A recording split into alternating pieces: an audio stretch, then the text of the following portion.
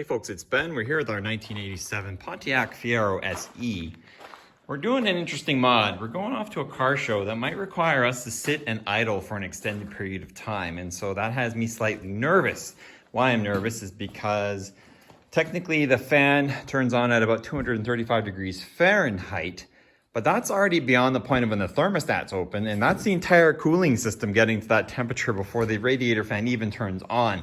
There's a fairly easy modification that we can do that actually just intercepts the green with a white line wire that goes from the front relay all the way back to Magic Land over here. So what we need to do is intercept that line and provide a path to ground. If we do that, that will tell the relay, turn the fan on, so we can manually turn the fan on well ahead of when we think it might be needed, so that if we're sitting in line, we can turn it on ahead of time and the car doesn't get that hot out of the gate. We'll already be set for it. The other thing I've kind of found out, but we'll see if it actually does it, is that if I turn the front fan on, it should also turn on the rear fans, which will help cool off a little bit of the engine components here. We'll talk about that later once we get the switch in. But for now, we need to find an adequate switch. So I've asked my wife, who actually owns the car, hey, what do you want for a switch? And actually, come to find out, there is a switch she likes. It's in this Cobalt here, which you've seen on other videos, and I'll put a link in the back of this one to its little list of awesomeness. But I said, well, we can use some sort of household switch or find one in one of these cars, and she found this one. It's the hazard switch, which you click on, click off. Looks scary.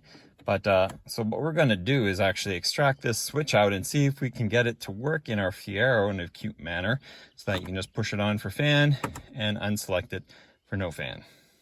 Extraction was easy. All I took was the bezel off of the gauge cluster here. So you pop this little bit of trim off, and you pop that little bit of trim off, and you undo the 7s and bust off a little pretend rivet there, and then you just, there it is. And you can get in behind. I just cut the wires. So now let's take an ohm meter and see if it essentially opens and closes the circuit. And if that's the case, oh, we're totally winning with this guy.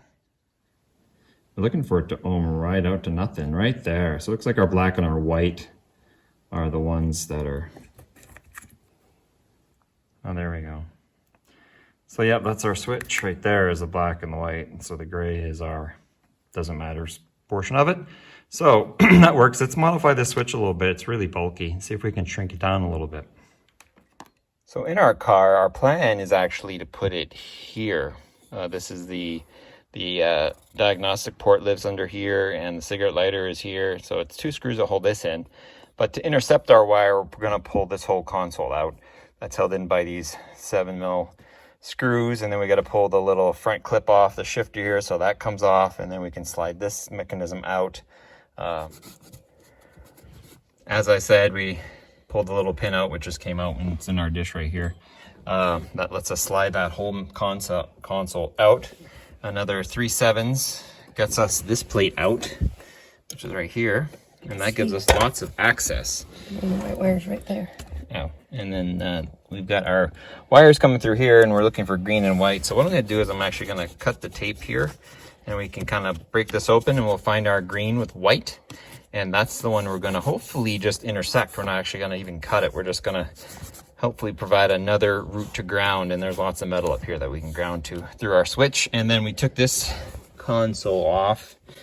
This holds the cigarette lighter and also the assembly line data link ODB1 connector if you want to, but it looks like our switch will actually hide right here beside it. We could always push this out of the way too. Nowadays, we really don't bother with it. And if you needed to, you could always just take this out and grab it and pull it out. So let's go ahead with that. I'm going to cut this open, and I'll see you when we are finding the wire. So thankfully for us, just clipped out some of the tape that's here. It really doesn't stick well anymore after 30 plus years or whatever. But we have our green with white wire on it, actually just on the side here. So what I'm planning to do is actually do a snip, and then use a razor blade and cut, and hopefully just expose a little bit of this wire. When we do that, then we'll actually run a test before we do anything, you know, just to make sure 100% this is our guy.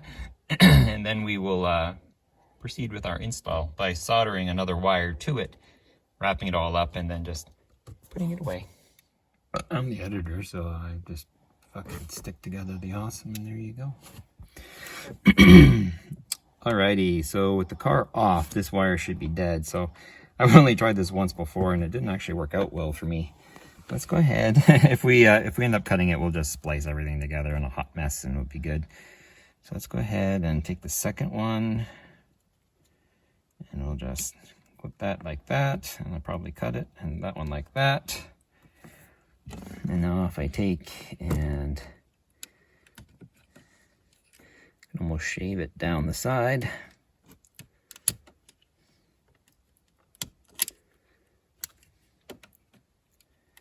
Got some broken wires already.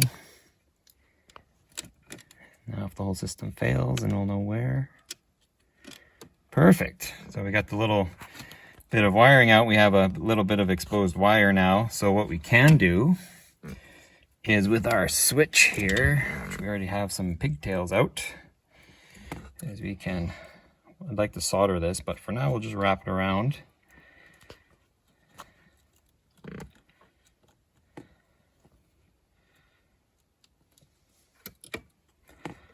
That's half butted enough, I guess. And I got to ground off the cigarette lighter here. So in theory, if we turn the car on and I push the button, Bam. the fan turns on in the front, if you can hear that. And I can turn it off with the button. So that's exactly what we're going to do, but let's make this a little bit more of a permanent installation. So we proved that it works, that's great. So now we have to make it look pretty. So here's our awesome switch. And so we're actually, what I've done is I've taken the assembly line data link, this plug right here, and I undid both screws. So we can kind of push it aside. And we're gonna put it right here. And that lets us have it sit there. It's out of the way, but it's also convenient. And we're gonna attach it to the plate here. So we're gonna actually drill a screw the size of the front of the hole on the plug. So just the plug sticks out. And so we're gonna do a measurement and drill and then glue this plug to this plate. And while my lovely assistant does that, I'm gonna take, because my leads on my thing are not actually long enough to go under and around and up, and I'd like to have lots of space here, so I'm going to get another wire to solder to here, and I'm going to go ahead and take it and loop it and have lots of wire out here so I can make my handy little connections, stuff some wire in here, and that way that plate will be directly connected to the button will be connected to the plate. And so when you pull that plate out, you just have to be aware you're also pulling that button out as well. It's kind of the custom part of this custom installation. And also it's nice because I can use my existing harness to tap into the ground here of the cigarette lighter. So we got our 30 amp service here on the orange and our ground service here. And then we've already installed the pink lamp here. There, it's just so it has a little bit of a pink glow because, hey, why not? So that's the plan that we're heading forward to now. So I'm going to grab some wire and the soldering iron and let's make this happen. Okay. So what we did is, so we took a measurement of our switch here, and the person of the car wants it stepped like that. So what we did is we measured it. It's bigger than, it's almost 3/4 of an inch round. So we just used a step bit and made a hole. And so now we can actually fit it like so. And now we can actuate the switch. And it looks good. Like it looks like it's supposed to be there, kinda. Let's just actuate the switch. So now what we're gonna do is just essentially permanently install the switch to this plate. And that way, if you take the plate out, then you'll just undo this wiring, and I'll leave a long lead so that we can pull it out, unplug it, and then you can remove the plate. So that's what we're gonna do with that. And we're just perfecting the hole right now so that the switch can operate smoothly. All right, so my soldering iron is hot. Yeah, it's very hot. So I'm gonna take and strip a little bit of this blue wire, which is just a generic stranded wire. And, you know, I could get fancy and stuff, but I think we're just gonna wrap this really well around this guy and then solder it together. Now, there is no system issue that we're worried about either. We are just, we're just doing this because we know we're gonna be sitting idle for a period of time. The system does work fine, as far as we know at this moment. I'll put this in here for a spacer and get everything super hot and melty, including the insulation, no doubt. But that's okay.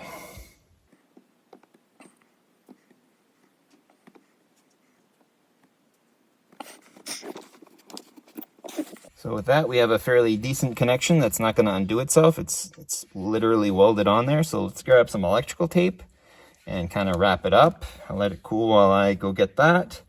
And we'll technically be done in this part, although I have to fish this blue wire now up through the column.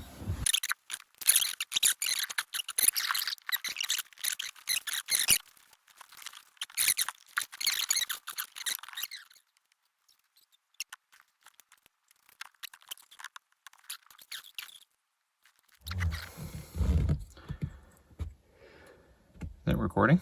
Mm-hmm. Sweet. So I have this guy, so I'm just gonna heat shrink this. Burn my fingers while I do it. Oh, yep, that's still hot, but that's good. So we're set for our plug now. So we'll have this ready. I'm gonna reinstall this and then this, and currently the epoxy setting the switch up, so we're gonna leave that overnight. So we'll see you tomorrow with the final install. But I can't say goodbye yet because I'll put all this back together again. I'll time lapse it for you.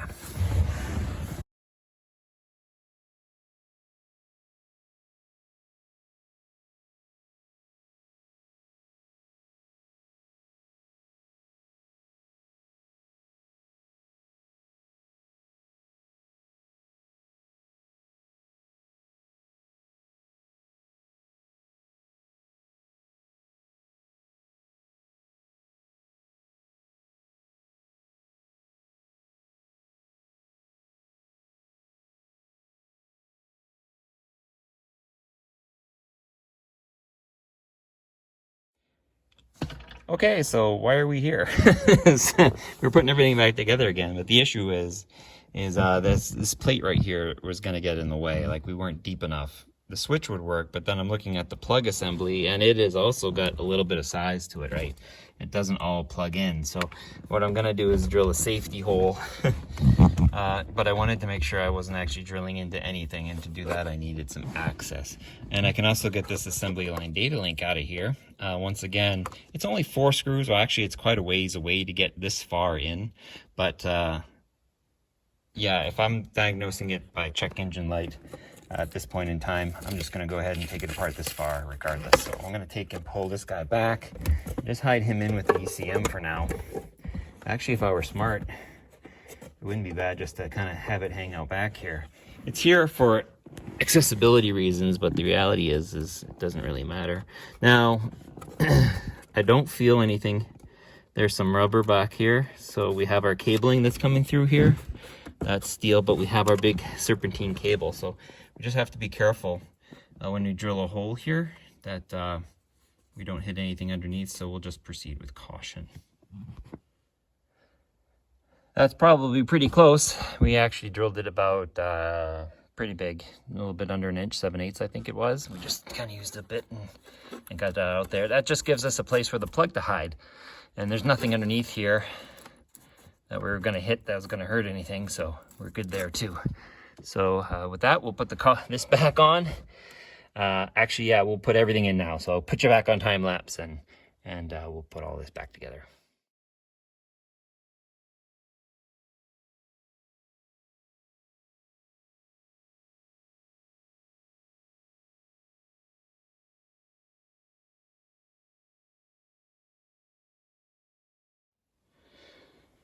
And one of the questions I had was, before we actually install the switches, does it run the back fan? So my assistant take a look at that and tell you about that. Well, go ahead and trip it. So the back fan is right here. You can hear it running. And the air actually comes out this tube here, right onto the engine. And there is definitely air, cool air coming out there. And it also comes out way down. This is the pipe here. Right here, this funny pipe. I assume it has air coming out as well. It's to help cool the alternator, which is down there. So it is working. That's right. Yeah, the fan is there, but the air comes The fan's from there, the but the air gets fender sucked well. out of the fender well. Yeah. So it's a day later, and we used you actually used a plastic weld, didn't you? Yes. To the JB Weld plastic weld to make this thing 100%. Is it actually doing anything? We'll find out. Okay, so we figured out that our switch is super tight in. So if we click in, it's good, and if you let it go, it comes out. But then if you want to reset it again, you actually have to pull it out a little bit. So let's call that a safety factor. So we'll take this and plug it in. And it should be off. So we'll turn the car on. And there is no fan. So now if I press this button, the fans have turned on. And then if I press it again, they turn off, and then I have to just wiggle it like that, and we're good to go. So that's cool. Let's turn the car back off. Oh, well, the key, another thing is that if you turn the fans on, it also turns off with the key. So that's fantastic. So we got that all set. So now if I can just put this in here without breaking anything, and hopefully we can just nicely stuff all this in here. We'll have to do one more test just to be sure. Yeah, just to make sure. And it's only for one little car show we're going to. Oh yeah. I think drilling that hole really was a good idea. One little car show, yep. One little car show. Well, the prior owner had said that he had overheated the car at some point in its life, and we don't know the circumstances behind that, but the long story short of it is we don't need that extra worry. So one final test. It's off, so we'll turn the car on. We're sitting in line.